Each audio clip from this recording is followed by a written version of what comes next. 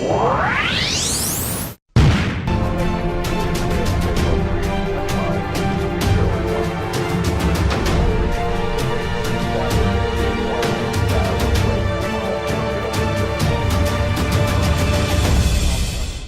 David Canon from Federation of Indo-Israel Chamber of Commerce.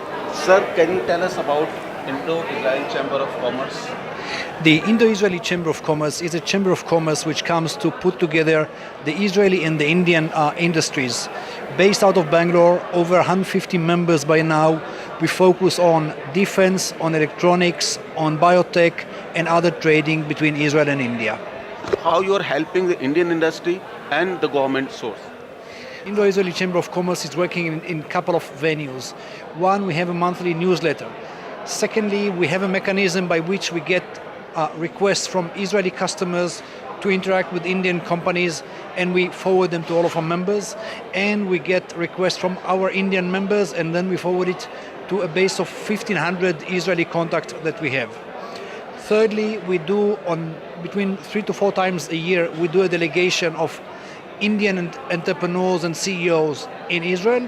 And secondly, we host delegations from Israel in India. Again, 5 to 6 times a year, we have delegations coming from Israel to India. So through this platform, how much business is being conducted?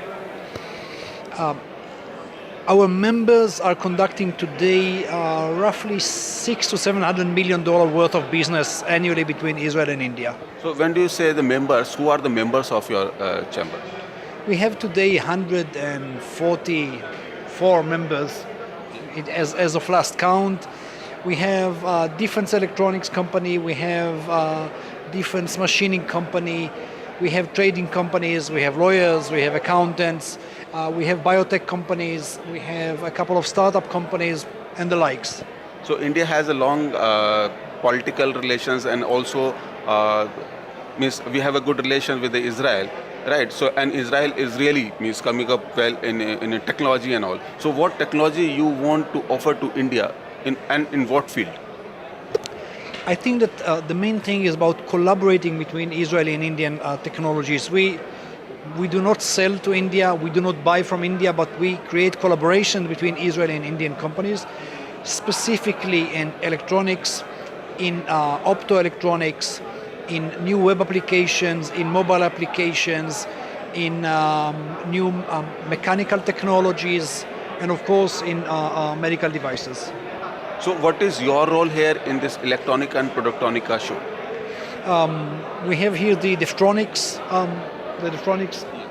seminar as part of the overall seminar, and I was asked by the ISA chairman to come and present, to come and be a panelist in one of the panels of Deftronics. Being a long-term friend of Mr. Vidya Shankar, I had to accept it. I had no real choice but to accept it. So what are your offer what are your offer at this platform? We shared a little bit with the audience about our experience in trading between Israel and India. We shared a little bit about our experience in how to fund innovation in the defense space, how it's being done in Israel, and what could India learn from that and apply in its up-and-coming defense industry. So what are the highlights of this Deftronics show which you have here yesterday and today?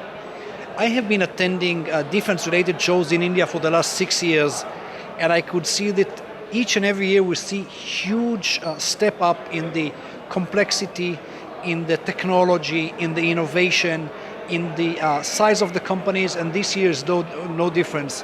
Much more mature companies, much more larger companies, innovative companies, and very good, very well managed companies that we see today compared to 3 and 5 years back. So after this government policies on electronics, so what are your take on the ease of doing business in India? I think that India is evolving very rapidly and very nicely in ease of doing business. I'm in India since 2003. When I was here, it was hard to get a telephone line, it was hard to get a PC, it was hard to get an internet connection. Now you have the airfield infrastructure is much better, the communication infrastructure is much better. I could say that the taxation is much easier. Government attitude has changed dramatically into the positive side. So by and large, over the last 10 to 15 years, India has shifted dramatically into the bright side of ease of doing business. What else is needed to improve the investment in India? Slightly better, even though tax rules are better now than they've been in the past, still there's some lack of clarity that needs to be removed once. Secondly, I think that the next generation of investment in India should come into a second-tier cities and even third-tier cities like Ahmedabad, like Trichy, like Coimbatore and so on. And I believe that we should have a slightly better infrastructure in these cities in order to enable investment into them. So do you think the government in the last 1 year is successful in getting the good infrastructure and everything else in place? I think that Mr. Modi is maybe the best global leader today, definitely the best global visionary today among the world leaders.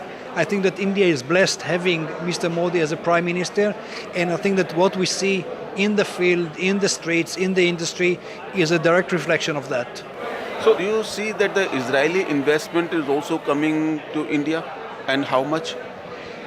There is ongoing investment. I think that today the level of investment from Israel to India is a couple of hundreds of millions of dollars per annum, and I expect it to go on be the same size and maybe grow 10-20% per annum. So what are the fields the investment is coming?